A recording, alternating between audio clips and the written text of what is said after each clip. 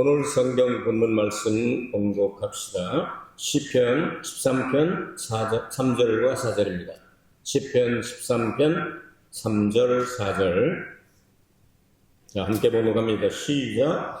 여호와 내 하나님이여, 나를 생각하사 응답하시고 나의 눈을 밝히소서. 두렵건대 내가 사망의 잠을 잘까 하오며 두렵건대 나의 원수가 이르기를 내가 저를 이기었다 할까 하오며 내가 요동될 때에 나의 대적들이 기뻐할까 하나이다. 아멘. 눈에는 크게 세 가지 종류의 눈이 있습니다. 우리가 세상을 바라볼 수 있는, 물건을 바라볼 수 있는 육안이 있고, 그 다음에 어떤 작품들을 감상할 수 있는, 일반적인 사람들이 찾아낼 수 없는 것을 찾아내는 심미안이라는 게 있습니다. 그보다 더 깊은 곳에 영적인 세계를 바라보는 영안이라는 것이 있습니다. 다 밝을수록 좋습니다. 오늘은 하나님께서 눈을 밝혀서 어두운 그 세계를 열어서 보게 하셨던 구약 성경의 네 사람을 여러분에게 소개를 해드리고, 다음 주일에는 세 사람, 계시록 마지막에 예수님을 찌른 자들도 볼 것이다. 예수님께서 십자가에 달려 돌아가시고 난 다음에 그것을 확인하기 위해서 찌른 자들이 아니라 성경에는 단수로 되어 있습니다. 한 사람이 찔렀습니다. 그런데 계시록에는 찌른 자들, 복수로 기록이 되어 있습니다. 이런 내용을 두 주간에 걸쳐서 메시지를 준비를 했습니다. 여러분, 눈이 밝아지기를 원하시죠? 네, 밝아질 수 있는 방법이 있습니다. 저도 몇 년 전부터 왼쪽 눈꺼풀이 조금씩 처진 느낌이 있어서 이게 왜 그런가? 힘을 줘도 잘 안 올라가요. 사람은 눈을 이렇게 뜰 수 있는 힘, 마지막에는 모든 힘이 다 빠지고 눈꺼풀에 힘이 빠져서 이렇게 눈을 뜨고 싶은데 안 떠질 때 죽었다 그러는 눈으로 딱 아닙니까? 눈을 뜰 수 있는 능력이 있으면 뜰 수 있는데 그게 안 떠져서 눈 감고 죽어요. 안과 어느 왼쪽 눈이 좀 침침하고 그래서 안과를 몇 년 전부터 이제 다녔습니다. 이렇게 다녔는데 오른쪽 눈은 상관이 없는데 왼쪽 눈 쪽이 조금 처지니까 이걸 안과 선생님이 검사를 할 때 뒤집어 까가지고서 검사를 하더라고요. 그래서 진짜 불편하더라고요. 이게 눈점이 그렇게 안 됐으면 좋겠다 하고 있었는데, 이제 몇 년 전부터 이제 유리카 선생하고 안과에 가서 눈을 검사하는데 녹내장, 백내장이 시작했다 그런 얘기를 해요. 근데 대부분 한 60% 정도가 다 한 번은 겪어야 될 일이라고요. 근데 걱정하지 말라고, 수술하면 된다고 몇 번을 이렇게 다니고 했는데, 지난번에 이제 어느 한과에 한번 갔는데 뭐라고 겁을 주느냐면요, 여태 수술 안 했어요. 약간 치더라고요. 이게 사고란가 야비이상가 이렇게 생각을 하고, 아니 아직 그렇게 수술할 때 된 것 같지는 않은데, 그래서 딴 데를 가봤어요. 딴 데 갔더니 선생님이 또 좋은 선생님 만나면 좋아요. 딱 검사를 하더니 유리카 선생님가 저보다 조금 더 수순대요. 조금 더 많아졌대요. 근데 저를 보더니 아무 이상 없습니다. 안압도 이상이 없고 녹내장도 이상이 없고 백내장도 이상이 없고, 이 정도면 당신 나이에 아주 정상이니까 아무것도 걱정하지 말고 1년 후에 오세요. 얼마나 안심이 됩니까? 그 소리를 듣고 나니까 눈이 얼마나 밝아지는지 저 뒷자리까지 다 보이잖아요 지금. 여러분, 말도 싸가지 없게 하는 사람이 있는가 하면 싸가지가 있게 하는 사람이 있습니다. 싸가지가 있게 말을 해야 이게 좋은 거지. 여태 수술 안 했어요? 이게 싸가지가 없는 거예요. 의사입니다. 거기 수술 안 해도 된다는데 딴 데 했더니 아무 필요 없습니다. 제 유리카 목사는 6개월 후에 왔으면 좋겠다. 와서 한번 또 검사해보자.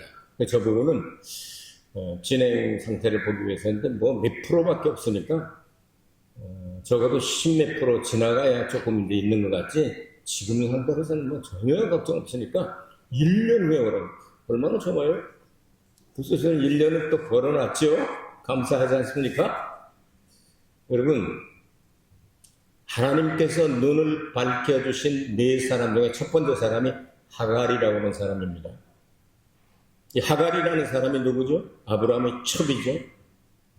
애국 땅에 가서 하나님의 기사와 이적으로 아내에게 문제가 생기지 않고 데리고 올 때 오히려 많은 재물과 노비들을 주는데 그 중에 하나를, 하갈을, 시커먼 여자를 아주 튼튼하니까 갖다 잘 쓰라고 첩으로 주게 되죠.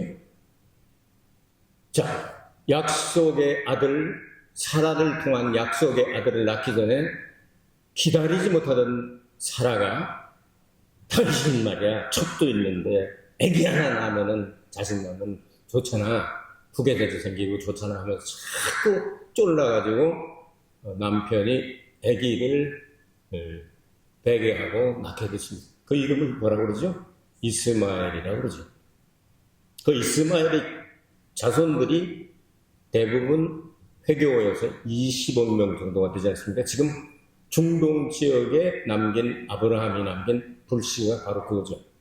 그들과 마지막에 이스라엘과 그리고 곡과 마곡이 전쟁을 일으키게 될 때 3차 대전과 그리고 예수님이 재림하시면서 하는 마지막 전쟁 두 개가 크게 남아 있습니다. 자, 그런 사람이 하갈인데 애를 낳아가지고 12살을 되고, 그리고 난 다음 하나님께서 약속하신 사라를 통한 이삭을 기적으로 낳게 하셨습니다. 1년쯤 지나서 이제 젖되는 날 큰 잔치를 베푸는데 10살 먹은 그놈이 1살 먹은 이삭을 희롱을 하고 있었습니다. 여러분, 있을 수 없는 일이죠. 4,000년 된 일. 본처에서 난 자식하고 첫 자식하고는요, 이게 게임이 안 됩니다. 여러분, 2조 때 뭐 사극이나 이런 거 보면 알잖아요. 본처에서 나야 왕이 되고 그렇기 때문에. 그 모습을 보았던 사라가 화가 나가지고 쫙 마리 쳐가지고 쫓아내. 당신이 애 낳으라고 했잖아. 어떻게 내 새끼인데 그렇게 쫓아내. 하면서 기도해보고, 하나님만 기도했더니 네 아내 말을 듣고 쫓아내라 했어. 그래서 뭘 가지고 넣어가지고 너들 나가라. 하나님이 나가라고 하니까 나가라. 황야에서 엄청 하나도 없습니다. 한 4, 50도 올라갑니다. 성지 순례 해보면요, 이 자동차 위에다가 계란 갖다 놓으면 그냥 깨면은 프라이가 돼버립니다. 이 정도로 더운 데서 물이 다 떨어져서 이제 죽게 되니까 어머니와 아들이 그냥 다투다리 뻗고 방성대곡, 더 이상 크게 할 수 없이 우는 걸 방성대곡이라고 해서 둘이 막 울어졌다니까 하나님께서 어떻게 하셨습니까? 이제 그들에게 애가 우는 소리를 듣고, 애가 다른 말로 하면 기도하는 소리를 듣고 하갈 어머니의 눈을 밝히시니까 옆에 뭐가 보였죠? 샘물이 보였다. 여러분, 인생길 걸어가는 것은 광야와 사막 같아서 여러분 가지고 나왔던 모든 물들이 다 떨어지게 되면 목말라서 죽을 수밖에 없는 그러한 인생길을 상징하고 있습니다. 거기서도 이스마엘 사람 가운데도 하나님은 역사하셔서 다 버리지 않습니다. 회교를 믿는다고 해서 그 가운데 크리스찬이 없는 게 아닙니다. 순교하면서 크리스찬이 있습니다. 그 눈을 밝혀주니까 샘물이 터져. 이게 샘물은 생수의 샘물이죠. 예수 그리스도께서 십자가에 달려 죽으시고 반석에게 깨뜨려지는 생수가 나오고, 이 생수는 성령이라고 성경은 말씀하고 있습니다. 이 생수를 통해서 사막에서 살아남은 것처럼 여러분 힘들고 어렵더라도 어두운 사막 같은, 광야 같은 그런 고통 가운데서 여러분 부르짖어 기도해서 눈이 떠져서 생수를 발견하고 실컷 마시고 배에서 강물이 흘러서 나갈 수 있는 놀라운 역사가 있기를 주의 이름으로 축복합니다. 두 번째 사람 소개합니다. 발람이라는 사람 여러분 들어보셨을 겁니다. 발람은 이스라엘 백성들에게 하나님께서 아브라함에게 약속한 지 400년 후에 광야 40년을 거쳐서 마지막 광야가 모압 광야입니다. 이 모압 광야를 건너가면, 거기서 건너가면 요단강이죠. 약속의 땅 가나안 땅에 들어가려고 할 때, 그때 이제 마지막으로 이제 모압 평지에 탁 줄을 치고 있는데, 발락이라고 하는 이 모압 왕이 딱 보니까 이스라엘이 수많은 기사와 이적을 체험하면서 40년 동안 광야에서 그냥 빙빙 돌면서 농사도 안 짓고 그냥 하나님의 기적으로 만나 메추라기를 먹으면서 왔다는 그 소리를 듣고 저 사람들을 이방 선지자를 통해서 저주를 해야 되겠다 생각을 하고 발람에게 돈사 들고 장관들을 보냅니다. 이 발람이 하나님의 백성들을 그대로 그냥 쉽게 저주하는 건 또 지도 벌 받을까봐 기다려봐라. 내가 오늘 밤에 좀 기도 좀 해봐야 되겠다. 기도를 했더니 하나님께서 말씀하기를 저주하지 말고 축복하라고 결국은 말씀합니다. 그래서 하나님의 능력으로 결국 예수님의 탄생까지도 내다보고 이렇게 아각 왕보다도 높은 큰 별 따라 예수님이 탄생했을 때 별이 나타나잖아요. 그것까지 예언을 하게 되는데 그 도중에 이제 사실은 그 마음속에 복채를 많이 받아서 챙기고 싶은데 지도 벌 받을까봐 겁나가지고 이제 가는 거예요. 이제 저주해야 되는데 저주 대신 하나님의 백성들을 그냥 축복해야 되겠다. 그래 내가 만수무강의 지장이 없겠지 이렇게 생각을 하고 가는데 하나님께서 교훈을 주시게 됩니다. 포도밭 있고 그 다음에 아주 막다른 이 골목길로 이렇게 가는데 조금만 잘못하면 떨어지거나 그렇지 않으면 이제는 가는 그 막다른 그곳에 딱 가는데 발람의 눈깔이 열린 게 아니라 당나귀의 눈이 열렸어요. 근데 천사가 칼을 빼고 한 발짝만 타고만 몇 가지 땡강 하겠다. 이런 모습을 딱 바라보더니 겁나가지고 막 당나귀가 안 가려고 그러니까 야 이놈의 당나귀야 왜 안 가냐 하고 엉덩짝을 그냥 채찍으로 때리니까 당나귀가 입을 열어가지고 말을 해요. 왜 때려? 이야 이놈아 네가 말을 안 되겠다. 내가 여태까지 이런 습관이 있었어? 없었어? 이렇게 얘기를 하니까 없었는데 그러면 정신 차려라 하면서 당나귀하고 대화를 합니다. 그러는 중에 하나님께서 발람의 눈을 밝히심에 천사가 칼을 빼들고 한 발짝만 더 가면 네 모가지는 땡강이야. 여기서 깜짝 놀라가지고 무서운 분이다. 이스라엘 저주하면 절대로 안 되겠구나. 이렇게 해가지고 결국은 발락이 장소를 옮겨가면서 복채를 더 주면서 저주하라고 그랬지만 축복이 나오다 보니까 축복하니까 하나님의 백성들을 축복하니까 막 기분이 좋아지고 하나님도 기뻐하시는 것 같으니까 막 내립대대고 막 축복을 막 하는 거예요. 그리고 주의 나라까지 다 안 되는데 그 주의 나라가 다 망하고 이스라엘을 끝까지 승리하라 이런 내용으로 축복을 했거든요. 그럼 발람이 왜 이렇게 눈이 어두웠었느냐 하면 처음에는요. 돈 때문에 눈이 어두웠어요. 탐욕의 눈이 어두웠어요. 안목의 정욕 때문에 눈이 어두웠어요. 여러분 돈 때문에 눈 어두워지는 사람들 가끔 있잖아요. 돈 때문에 눈이 어두워지면 사람도 죽입니다. 거짓말도 합니다. 못된 짓도 합니다. 돈 때문에 그래요. 그거 돈 아무것도 아닌 건데 꼭 필요한 건 하나님이 주시니까. 이 사람이 이렇게 해가지고 무사히 한 번 넘쳤는데 이스라엘 백성들 저주는 할 수 없고 어떻게 보면 타락을 시키고 해야 되겠다 생각해서 한 것이 뭐죠? 모압이 섬기는 이 바알보올이라고 하는 신전에 이스라엘 사람들을 초청을 해가지고 성적으로 교섭을 시켜서 타락을 하게 만들었어요. 하나님이 진노하셔가지고 24,000명인가 막 연병을 주시잖아요. 엄청난 사건이 막 일어나니까 비누아스가 창을 가지고 와서 그 남자 여자 제사장들을 팍 찔러서 죽이게 되지 않습니까? 그래서 하나님께서 비누아스에게 너희 자손들이 계속해서 대대상 집안이 그대로 축복을 받게 됩니다. 자, 이런 일이 일어나고 이제 발람이 야, 이것도 안 통하네. 또 발람이 발락에게 붙어가지고 돈을 엄청 받았겠죠?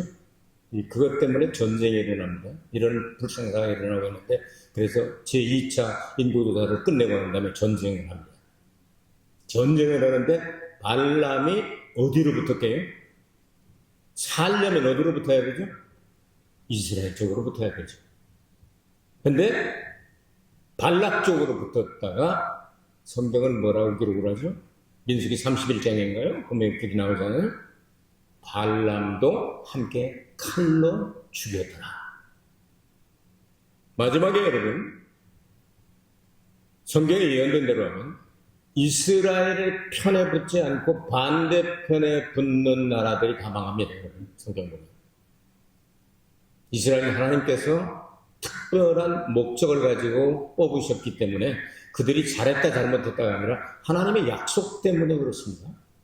이스라엘 반대편에 붙는 나라는 갈수록 다 망하게 될 것입니다. 마지막 그것이 아마겟돈 전쟁이라고 하죠.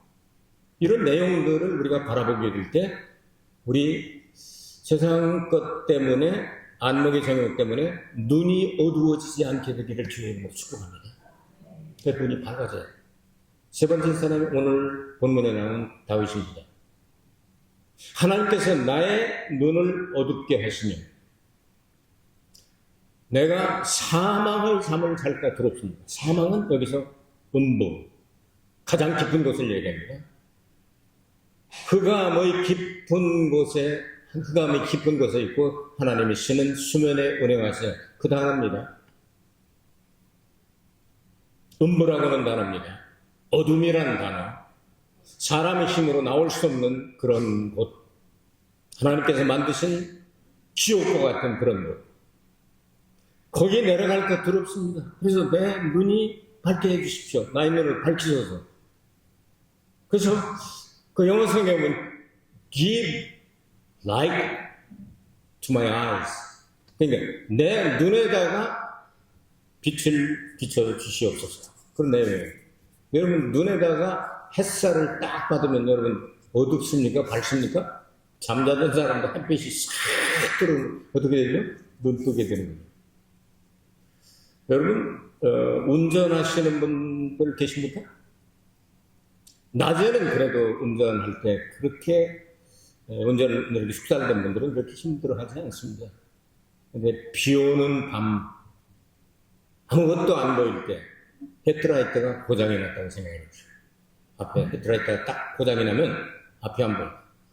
물론 이 도심지나 이런 데서는요, 운전을 할 때 앞차만 잘 따라가면 그래도 그냥 되는 괜찮고 또 고속도로에서도 그냥 되는 괜찮습니다. 왜냐하면 대략 반듯하니까. 그리고 앞에 차들이 멀리라도 불빛이 보이기 때문에 그걸 좀 이렇게 따라가면 괜찮은데 알지 못하는 습관되지 않은 시골길 구렁텅이도 있고 듣보복고도 있고 잘못하면 이렇게 논으로 빠지거나 밭으로 빠지게 생긴 이게 안 보인단 말이에요.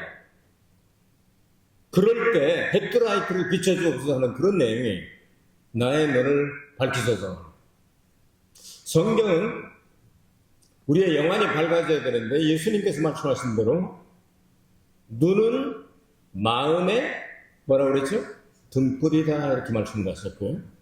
사람의 영혼은 여호와의 등불이다. 다시 말해서 우리의 영혼이 깨어 일어나야 영혼의 등불이 켜진다는 말이에요. 등불이 꺼진 상태로서는 앞길을 가늠할 수가 없어서 여러분 사고가 많이 납니다. 큰일 납니다. 고속도로에서 역주행하다가 그렇게 죽기도 합니다. 그런데 하나님께서 앞에서 그냥 가는 헤드라이트가 아니고 헤드라이트보다 한 10배 정도 더 갈 수 있는 건 하이빔이라고 합니다. 위로 이렇게 하면은 저 앞에까지 보입니다. 운전을 하다 보면은. 그럼 사람이 아무도 없을 때는 방해가 안 되니까 쫙 비치면 길이 이렇게 됐구나 저렇게 됐구나 보입니다. 우리 하나님의 나라까지 보일 수 있는 하이스트 빔을 딱 눈에다가 장착하시게 되기를 바랍니다. 영혼의 등불이 딱 켜집니다. 우리의 영혼은 여호와의 켜주신 등불이라고 말씀하셨습니다. 그 눈빛이 빛나게 하여 주옵소서. 사망의 잠을 내가 자지 않도록, 그리고 내 원수들이 나를 이기었다고 말하지 않도록 깨어있게 하여 주옵소서. 그러니까 다윗은 얼마나 주옥 같은 시들을 많이 남겼습니까? 하나님께 기도할 때마다 응답받고, 복이 있는 사람부터 해서 여호와는 나의 목자시니 전부 다 대적들을 다 이기고 여호와 하나님의 영광을 드러내게 해달라고 기도했던 그 내용을 다 응답받았습니다. 여러분 잊지 마시기 바랍니다. 여러분 눈은 마음의 등불입니다. 이 마음, 영혼은 하나님이 켜주신 등불이라고 잠언서 20장에 말씀합니다. 그곳에 기름이 떨어지지 않고 이 하이빔, 아주 천국까지 쫙 비춰지는 하이빔 오늘 하나씩 장착하시기 바랍니다. 쫙 붙이고 나가면 이제 앞길이 쫙 보이고, 죄도 보이고, 가면 안 될 길도 보이고, 가야 할 길도 보이고, 갈 길을 밝히 보이시니 하면서 쫙 나가주세요. 그거 하나씩 선물 드리니까 오늘 장착 하나씩 하고 가시기 바랍니다. 하늘나라까지 보이는 네 번째 사람 소개해 드리겠습니다. 엘리사와 엘리사의 종에 대한 이야기인데, 열왕기하 6장에 본 역사적인 사건입니다. 아람이 강했던 때에 이스라엘의 어두운 시절, 이스라엘 사마리아가 수도였는데 포위가 되어버렸습니다. 자, 산에 올라 젊은 종 하나를 데리고 엘리사가 산 딱 앉아가지고 내려다보고 있습니다. 엘리사의 종은 눈이 어두우니까 아무것도 보이지 않으니까 막 좌불안석해가지고 일어났다 앉았다 이리 떴다 저리 떴다 동서남북으로 왔다 갔다 하면서, 선생님 우리나라 수도가 우리 어쩌면 좋겠습니까? 보이질 않으니까 걱정스러워서 좌불 앉아요. 앉으면 일어나고 싶고, 일어나면 앉고 싶고, 들어가면 싸고 싶고, 안 나와 또 나오고 싶고, 들어갔다 좋은 게 싫어서 이러고 말이에요. 하나님이여, 저 아이 눈을 열어 보게 하여 주옵소서. 기도했더니 눈이 쫙 열리면서, 아까 내가 얘기한 대로 우리와 함께 한 자가, 천사들이죠, 저들과 함께 한 자가 더 많다 하는 걸 딱 보더니, 아이고 선생님 말씀하신 그대로네요. 이제 그 포위한 아람 군대들이 있는데 하나님께 또 기도합니다. 하나님, 잠깐 쟤네들 눈 좀 어둡게 하여 주옵소서. 그래서 눈이 어두워졌습니다. 그래서 어디들 가시려고 오셨나? 사마리아 성을 치려고 우리 가는데 내가 거기 참 잘하는데 그걸 저쪽으로 가면 안 돼. 나 따라오면 되는데. 그래 고맙구만. 이래가지고 엘리사를 쫄래쫄래 눈뜬 봉사가 돼가지고 따라가는 겁니다. 딱 따라가놓고 이스라엘 군대 안에다가 도안에 든 쥐처럼 딱 모아놓고, 하나님 쟤들 눈 좀 떠주게 해주세요 하고 또 기도했더니 눈이 탁 열렸는데 쥐들이 포로가 됐거든. 조금 전만 해도 지네들이 포로로 그냥 둘러쌌는데 조금 있다가 보니까 쥐들이 포로가 된 거예요. 동안에 보면서. 이스라엘 왕이 얘기합니다. 엘리사 선생님, 이거 완전히 이 전쟁 쉽네요. 저것들 그냥 다 그냥 죽여버릴까요? 다시는 전쟁 없이 그냥 죽여버릴까요? 그랬더니, 그러지 마세요. 떡도 주고 물도 주고 다 해가지고 잘 보내주세요.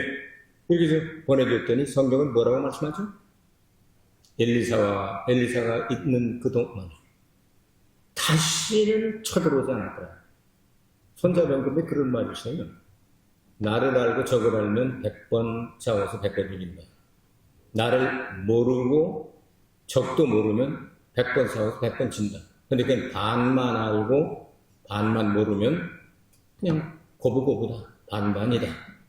그런데 싸우지 않고 적을 굴복시킬 수 있다면 최선이다. 그 말을 중국 한자로 얘기하면 부전이 구린지병 선지선야 그렇게 얘기해요. 네, 부전이 싸우지 않고 구린지병 상대방을 정복시킬 수 있다면 그건 최선의 방법이에요. 희생을 줄이고 싸우지 않고 피 흘리지 않고 이길 수 있잖아요. 여러분은 부부싸움 하시나요? 안 하시나요? 안 하시죠? 사람이 의견이 100% 똑같을 수는 없습니다. 우리 같이 목회를 하며 저도 40년 이상을, 45년 이상을 살았기 때문에 서로 알고, 요즘 젊었을 때는 소리도 내고 의견을 충돌이 있어서 조정도 하고 그랬지만 요즘은요, 내 생각하고 달라도 무언가 저 속에 성령님이 저 사람 속에 들어 계시기 때문에 성령께서 저 사람을 통해서 말씀하실 수 있으니 내가 경청을 해서 잘 조정을 해봐야 되겠다. 이런 생각이 들어요. 그리고 여러분, 아주 제일 곧주라고 말하는 골자를 여러분에게 하나 말씀을 드릴게요. 의견이 일치가 안 돼서 화가 나려고 할 때 상대방을 딱 바라보고 만일 이 사람이 지금 살아있다면 어떻게 될까? 생각할 수가 없는 거죠. 더 이상 만날 수가 없다고 생각해요. 그러니 잘해줘야 되겠다 생각을 하니까 이해하게 되고 감싸주게 되고 근데 요즘은 저희들은 안 싸웁니다. 뭐로 싸워요? 네? 칼로 물베기라고 그러죠. 아무 쓸데가 없는 거 뭐로 싸워요? 젊은 사람들이 이렇게 좀 다투고 그러는 거 보면 아이고 빨리 좀 깨달아야 되는데 이런 생각이 들어요. 왜냐하면 사랑하며 살기도 너무 짧은 시간이에요. 60대가 되면 60km를 달려간다고 하잖아요. 70대면 70km, 80대면 80km. 정신없이 이렇게 하면 그냥 한 주간 지나가는 거예요. 너무 짧은 시간. 여러분 싸워야 할 대상은 우리는 안 싸우고 이기는 방법이 있습니다. 마귀를 대적하라고 말씀을 했어요. 대적을 하는데 마귀를 여러분 힘가지고 때려잡을 수 있습니까? 불 끄고 때려잡을까요? 문 꽂고 그러지 않고 때려잡을까요? 우리 동창생 가운데 하나가 좀 가왔다 모노가 있었어요. 귀신 쫓을 때 되면 창문 다 열으라고. 왜냐하면 귀신 나가게. 아니 창문 열었다고 귀신이 나가고 창문 닫았다고 귀신이 안 나가나? 우리의 싸움은 혈과 육에 속한 게 아닙니다. 영적인 능력이에요. 안 싸우고 이기는 방법이 대적하고 안 싸우고 이기는 방법. 싸우지 않고 이기는 방법이 최선이라고 세상 사람들은 이야기를 해요. 예수님 예수의 이름으로 그냥 내쫓으면 나간다고 돼 있어요. 이런 걸 배우면요. 엘리사와 같이 근심 걱정하지 아니하고 아무리 힘들고 어려운 환경, 전쟁이 일어나가지고 다 포위가 돼서 다 망하는 것 같이 생각이 든다 할지라도 거기서 태연자약하게 하나님께 기도하고 오히려 종을 위해서 대신 기도해 주신 이런 마음의 넓이가 다 그 예수님 마음이 아니겠어요? 그런 마음을 가지고 여러분께서 바라보게 되면 나와 세상은 간 곳 없고 구속한 주님만 보이게 될 줄 믿습니다. 그러면 하루하루 살아가는 게 행복한 거예요. 여러분 제발 화내지 마시기 바랍니다. 그리고 싸우지 마시기 바랍니다. 안 싸우고 이기는 방법이 있습니다. 예수 이름으로. 예수 이름으로 승리할 수 있습니다. 오늘 네 사람을 여러분에게 소개해 드리는데 전부 영적인 교훈들이 들어있습니다. 생수를 발견했죠. 가서는 안 될 길을 발견했죠. 갈 길을 밝히 보였죠.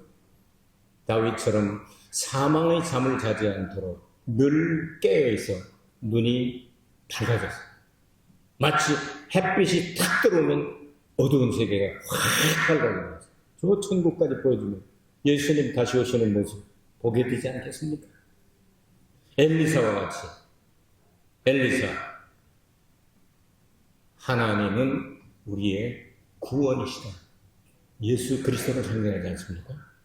주님은 지금도 우리의 어두운 눈을 뜨게 해달라고, 보게 해달라고 아버지께 중보기도하고 계십니다. 그 예수님을 구세주로 삼아서니 무엇이 근심이며 무엇이 걱정이 되겠습니까? 기도하겠습니다. 은혜로우신 아버지 하나님 감사합니다. 우리의 눈을 밝게 하여 주옵소서. 예수 그리스도의 이름으로 기도하옵나이다. 아멘. 今日の神様の御言葉をお読みいたしましょう。支援の13の3節と4節です。一緒にお読みいたしましょうか。せーの。私に目を注ぎ、私に答えてください。私の神主よ、私の目を輝かせてください。私が死の眠りにつかないように、また私の敵が、俺は彼に勝ったと言わないように、私がよろめいたと言って私のあたが喜ばないように。アーメン。私の目を輝かせてください。目にはいろいろな種類がありますけども、霊的な目があって、また神秘があって、美術とかいろいろなことを鑑賞することのできる目。同じ目を持ってますけども、ある人はですね、美術とか見れば、専門家たちが見る目と、また素人が見る目が違ってくるんです。また肉の目もあります。ダビデが祈ったこの目はどんな目でありましょうか。聖書を通して旧約聖書に代表的な4箇所を皆さんに紹介しながら、私はその都度学ぶべき教訓があると思いますので、皆さん参考になると思います。何年前かはっきりわからないんですけども、私の左の目のまぶたが少しですね、落ちてきて、ちょっと不便を感じたんですね。だから、眼科に行きまして、この目を検査するときに、右目はそのままですけども、先生がですね、これを調べるのには、ひっくり返ってですね、このように目を検査をしました。検査したら、ちょっと、いつの前に、ちょっとだけ霞む、ぼやっとする気がしたんで、大丈夫でしょうかと聞きましたら、頼香先生も同じですけれども、やはり、この白内障と、緑内障は少し、初めて段階でありますから、6ヶ月ぐらいに1回ずつですね、検査しなさい。それで、4、5年前からずっと検査したんですけれども、あんまり変わりがなかったんですけれども、あるところに来ましたらですね、まだ手術してなかったんですかと、今度怖いね。そのようにですね、言われちゃったんですよ。まだ手術してないんですかですね、危ないよ。それで、それで、この医者がやぶ医者か、あるいは本物かわかんないから、他のところに、この間行ったんですよ。行ったら、先生は本当に、私たち慰めの始まったばっかりですから、全然大丈夫ですよ。全然大丈夫ですよ。眼圧も大丈夫。緑内障も大丈夫。白内障も大丈夫ですから、1年後に見ても大丈夫ですよ。人によってですね、この同じ目ですよ、別の目を、この乳がんを入れていたわけじゃないんですよ。なのに、まだ手術してないんですかという人がいる反面、まだまだあんたは大丈夫です。1年後に来ても大丈夫です。本当ですか？途中に何かあったらどうですか？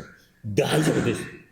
その話聞いた時にですね、これはちょっと稼ぐのは仕方ないんだよ。年に、ついてきたもんだから大丈夫だ。このように考えたら、目がもっと明るくなっちゃったんです。後ろまで見えますよ。後ろ、新井先生が立ってるから見える。金正恩さんにも見える。小円寺さんにも見える。正義君来てたら、全部見えちゃうの。だから、心次第でですね、変化もあるかな、このように考えたんですね。それで鏡を見て見たらですね、この落ちてきたものも、少し、っていうような気がしてですね、いいな、そのように考えたんですけども、私たちの目は、イエス様がおっしゃいましたね。この私たちの心の灯火ですよ。だから目が明るくなれば、この心の灯火にこの油をつけて、そして灯火。すごいこの明るくなる。だから今日の聖書の中に書いてある私の目を輝かせてください。輝かせてください。目がピカピカするように。いや、英語で言えば give light to my eyes。ここに光を与えてくださいということです。闇の中で、暗闇の中で私たちの目が光が与えられると見えるようになるんですよね。その聖書の中で神様が目を輝かせてくださった人の最初の人はハガルという人であります。ハガルは皆さんよく知っている通りに、速いスピードで行きますよ。アブラハムがエジプトに行った時に神様のすごい感じを、神様の働きによって彼は自由になり、また奥さんの問題も解決され、むしろハガルという女奴隷だったんですけども、妾としてですね、贈り物として連れてくるわけなんです、カナンに。それでアブラハムは神様の約束の御言葉を信じて、妻サラを通して子供を産む時を待つべきだったんですけども、待てられなくて、それ奥さんがむしろやったんですね。いや、私を通して子供が生まれることはもう、これはできないかもしれないから、いるんじゃないの、妾を通して。それで、ハガルを通して子供が生まれたんですね。イシュマエル。これはアブラハムが残した今の中東地方の下根であります。4000年間今までずっとあり、最後の戦争もやっぱり絡むんでしょうね。そのようになって子供が12歳、13歳ぐらいになった時に、イサクがこの血離れというんでしょうか、このおっぱいをやめて食事ができるような大きな宴会を開いたんですけれども、その時13歳になったイシュマエルがイサクをものすごくこのからかして、バカにして、これを見て、このお母さんであるサラが腹が立つでしょうね。本罪から生まれたこと、でしょ本当に。この妾の子供と違うでしょ皆さん。この、戦後とかですね、将軍の時代とか全然違う。側室から生まれたものと、この本罪から生まれたものは全然違うでしょ将軍家とかです。それでこれは追い出しなさい。いや、どうし、あれも妾でも、いや、うちの子供だから。でも、やりなさい。で、神様に祈ったら、あなたの奥さんの話を聞いて、追い出して、追い出さい。それで、水を持っていたの、川袋の中にあった水が全部切れちゃって、もう、喉が渇いて、死にそうになった時に、子供とお母さんが、ものすごい大きな声で、泣きました。神様、私たちは死にそうになりました。という時に、子供の祈りを聞いて、その話を聞いて、神様がお母さんの目を輝かせてくださって、泉を、この井戸を発見するようになったとありました。これは歴史的にあったことですけれども、神様がそのようになさったことのように、私たちは本当に助けてくれる人がいなくなって、私たちの今までの本拠地、私たちの家、すべてがなくなって、どうすればいいかわからない。いわば荒野のようなところで、水がなくて、泉がなくて、井戸もなくて、上乾いて死にそうになった時に、祈る時に神様が目を輝かせて生ける水を発見するようになる。これは霊的に考えますと、私たちが生きているこの間にいろんな問題がある砂漠のような、荒野のような生活の現場の中で私たちが祈るときに、神様はイエス・キリストを言わなるイエス・キリストを通して生ける水が流れているように見せてくださる。それでこの生ける水を飲んで生きるようにしてくださるんだという教訓をいただきましょう。今もバラムという人がいました。これはイスラエル民が430年間エジプトでいたんですけれども、その後にこのアラの生活40年締めくくるこの最後の時に最後のテストがありましたけれども、モアブ人を通しましてテストを受けるんですけれども、モアブ人の中で異邦人の預言者バラームがバラック王様の頼みを受けてですね、イスラエル民を呪う、この頼みを受けたんです。バラムは貪欲で、または肉の欲で、またはお金で、この財産で目が暗くなっているんです。同じ目ですけれども、やっぱりお金とかに全部これが目が暗くなる人たちもいるんです。だから罪を犯します。結局彼は神様に祈るような形をとってるんですけれども、内なる心の中には、バラムが持ってくれたお金が持ってないな、このような考えを持ちまして、一緒に神様の命令に従ってロバと一緒に行くんですけれども、ロバがこの行き詰まりのところ、非常に狭いところですね、もう一歩進んだら神様が送ったこの天使が剣を抜いて殺そうとする場面を見て、彼はこの動物は生きたくない、それでこの壁にですね、主人の足をフェッシュ削ってですね、一体この野郎なんで行かなくてこの役で、その時にロバが口を開いて、私にこんな習慣があったのかよ、分かったんだ。そしたら気をつけて分かってもらわなければ、やったけどじゃあ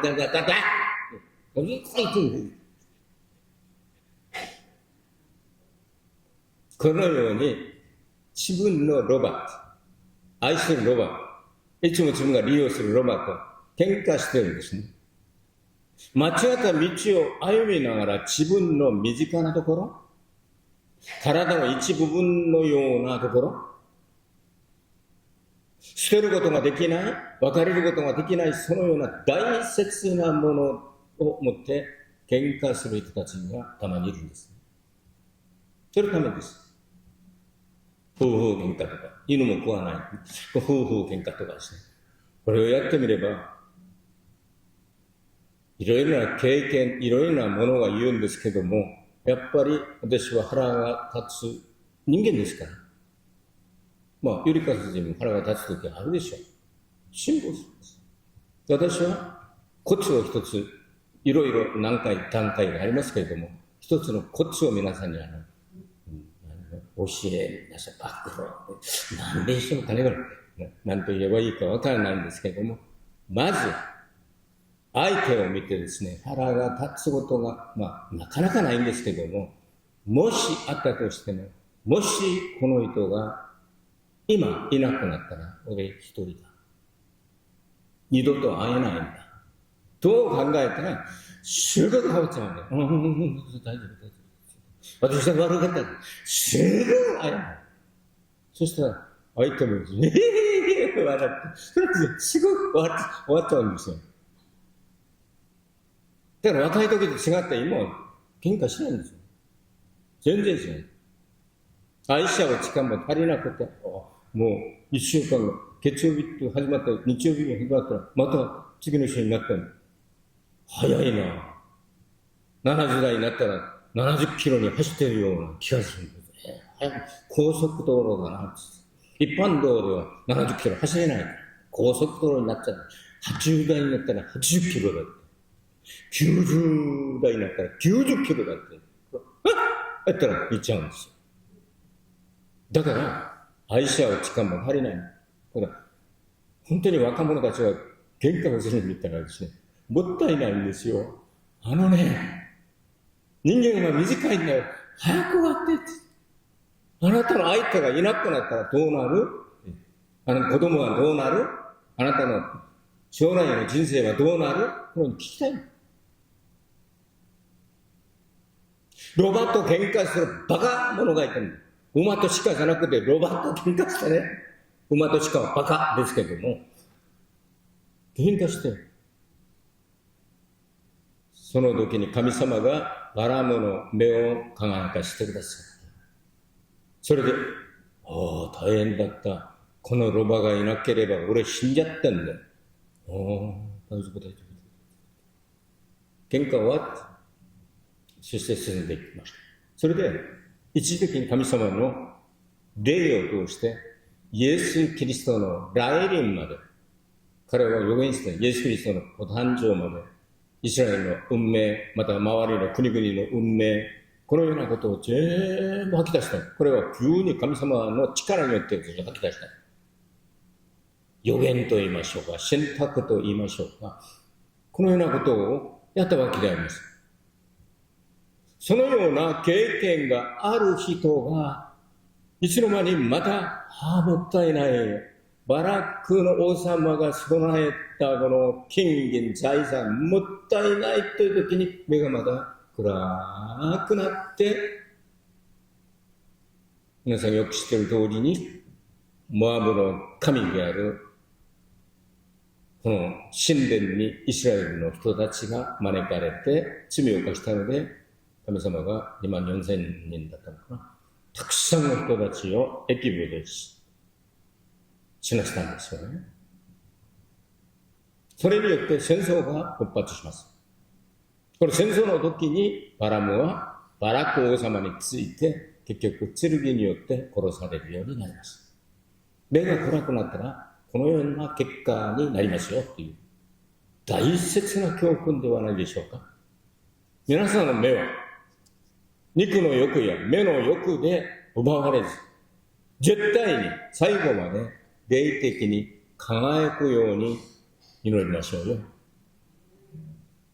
3番目の人は今日の聖書に出ているダビデの話ですけども、私がこの死の眠りにつくかもしれないから私の目を輝かせてくださいと言ったんですね。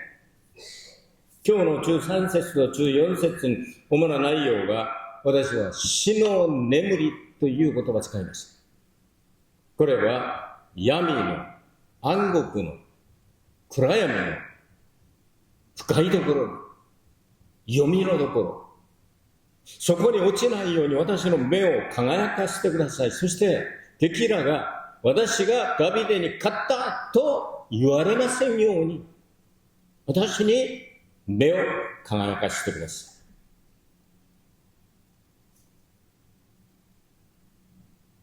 運転なさる方はよくわかると思いますけども、この都心とかはですね、結構明るいんで、夜になっても、この明かりをつけなくても、ヘッドライトをつけなくても、前の車があればついていけば大体、高速道路もそんなことありますけども、危ないんですけども、前の車についていけばそんなには、危なくないんですけども、田舎の道とかやった時には、前が見えないとわからない道に行ったらどうしましょう。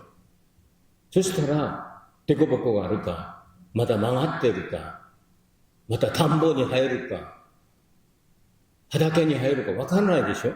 その時には、誰もいない時には、ハイビームまでつけて、遠い先まで、あんなものが避けて、そして安全に運転する時に、このようなことは、私の目を輝かせてくださいということは、ヘッドライトをつけた車のようなものと考えましょう。それがない場合は危険性がいっぱいあるわけです。どこに移るかわからない。道間違うかもしれない。逆走するかもしれない。たまにあるんじゃないですか。逆走難しいことですけども、逆走する人たちはどんどん出てきますよ。見えないからですよ。見えればそこに行かないでしょう。だから私たちの目を輝かせてください。私たちは闇の、暗闇の眠りにつくかもしれないから、これは死を意味しますね。神の聖霊は闇の上を水の表を赴いたと書いてあります。神様が私たちの霊的な目を輝かしてくださらなければ、私たちは先が見えない、不透明な、そして暗闇の中に落ち込む、このような危険性が十分あるわけです。明日が私たちにわからない。不透明です。何が起きるかわからない。見えない。だから神様は霊的に私の目を輝かせてください。車とすれば、この前兆どうでしょうか。これをヘッドライトをつけてください。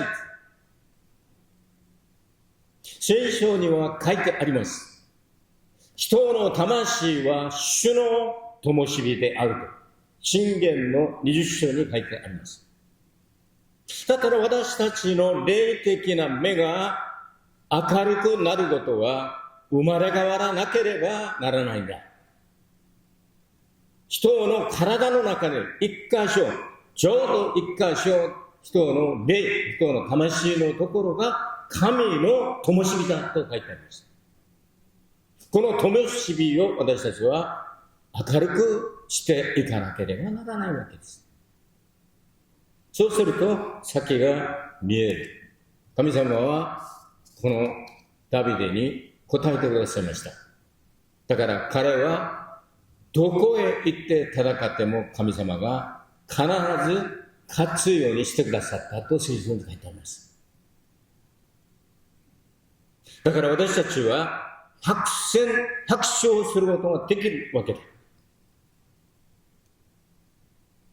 ヘッドライトをつけた人の運転の仕方と、このヘッドライトがついてない人の運転の仕方、危ない険しい道を、これを運転するときに、全然違うと思いますよ。私たちの人生の道を歩みながら、私たちの魂が神様のつけた灯火であれば、そこに聖霊の油を注いで輝かせてくださるならば、前兆とかハイビーム、ベスト一番強いハイビームになって、ずっと先天の御国まで見えるはずです。そしたら迷うことなく、まっすぐ主と共にハレルヤ、賛美をしながら前進することができるんじゃありませんか。4番目の人、旧約聖書で紹介します。エリシャ先生、皆さん知ってますね。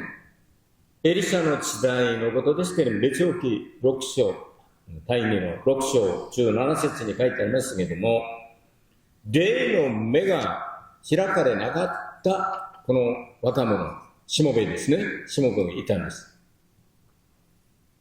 サマリアがアラム軍隊によって包囲されました。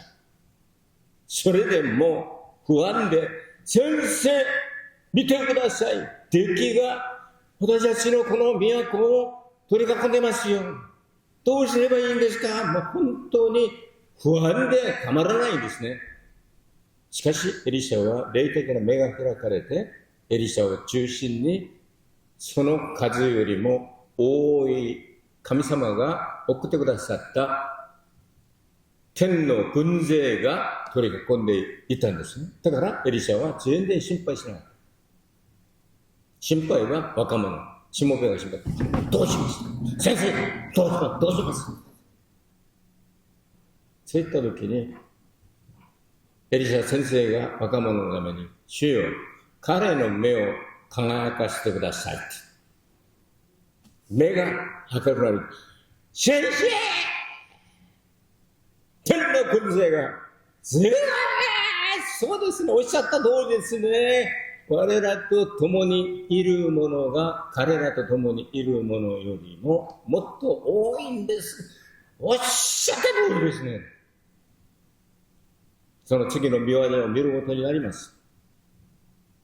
エリシャはサマリアを包囲した敵の軍のその人たちに言って、皆さんこのサマリア攻めに来たでしょ。そうだよ。一番いい道を教えましょうか。私についてきてください。神様に祈って彼らの目をくらましてですね。そうしてもらえて、ありがたいね。そろついていきますね。それで神様にまた彼らの目を輝かしてくださる目が開かってですね、このサマリアお城のど真ん中ですね。今の東京の国境のようなところですね。天皇陛下のこの家あたりになっちゃった。全部自分たちが包囲されたんですね。イスラエルの王様がエリシャ先生に聞きます。あいつら、本当にこれ、我々の包囲になって全部殺しましょうか。自分がやったことも何もないようにね。自分の力によってできたように、もう意気揚々で全部殺しましょうか。そうしないでください。戦争するのに疲れたでしょう。慰めてあげます。水をやりなさい。食べ物もやりなさい。お腹いっぱいになって。みんなお腹いっぱいになった。それで返しなさいって。で返したんです。それでその王様、またエリシャが言った間に二度と攻撃し侵攻することはなかったと聖書に書いてありました。敵らを戦わずに屈服させるのは最高の兵法でありますね。己を知り、相手を知れば百戦百勝。己も知らず、相手も知らず、戦えば百戦百敗。その半分半分であれば五分五分。しかし、相手を戦わずに降伏させることができるならば、それは最高の兵法である。こういうような言葉がありました。皆さんの敵は誰でしょうか。戦わずに勝つ道がありますよ。悪魔サタンと私たちは戦いますけども、我々の力によって戦うんじゃなくて、イエス・キリストの皆によって命じればいけていくんです。そして私たちの被害もないでしょ。最高の方法じゃありませんか。行けと言ったら、はいと言って二度と来るな。はい。それでおしまい。今日4人の場合を皆さんに紹介いたしましたけれども、全部霊的なことと関連があります。生ける水を探すことも、また行っちゃ絶対いけない道を探すことも、また霊的な読みも死の眠りにつかず、霊をいつも輝かして、ヘッドライトのように、シャーハイビームのように、ずっと先まで照らすことのできることも。また、霊的な目が開かれたら、主が送ってくださった天の軍勢が相手よりも数がはるかに多い。この教会が生まれる時もそのような幻を私たちは見せてもらう。夢も見た。それで安心して、主がこの教会を導いてくださるんだ。守ってくださるんだ。心配することはないんだ。今日も明日も私たちはイエス・キリストと共にキラキラ輝く目を持って、特に霊的な目が開かれて、不安や心配を捨てて、見える天の御国まで、シュッとサーチライトで、ハイビームで、本当に、ハレルヤ、ハレルヤ賛美しながらイエス様と共に行けば、幸せな人生の旅になるんじゃないんでしょうかね。お祈りいたします。主の皆を褒めたたえ感謝します。最後まで私たちはイエスと共に生きます。イエスがおられるところが天の御国だと信じます。また来られるイエス・キリストに会う時まで私たちを守ってくださり、導いてください。イエス・キリストの皆によってお祈りいたします。アーメン。主に栄光の拍手を捧げましょうか。